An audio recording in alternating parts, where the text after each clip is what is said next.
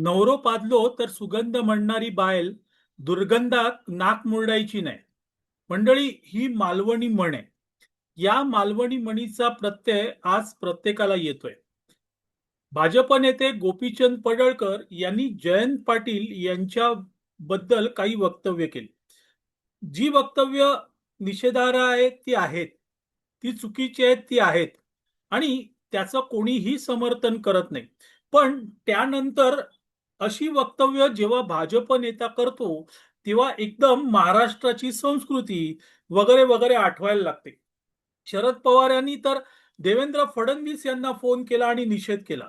पण याच शरद पवार यांचा मित्रपक्ष असलेला उभाटा सेना आणि त्याचे प्रवक्ते संजय राऊत हे एका बाईला जाहीर मीडियावर शिव्या घालतात. त्यावेळेस शरद पवारांनी उद्धव ठाकरे यांना फोन करून त्यांचे कान उपटल्याचं तुम्ही कधी ऐकलंय का?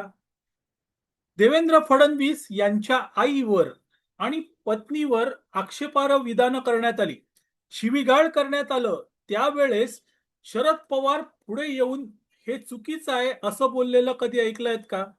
नाही ना. मग नवरो पादलो तर सुगंध आणि बाकीच्यांची दुर्गंधी, मग बायलेक तो अधिकार नाही दुर्गंधी म्हणूचो.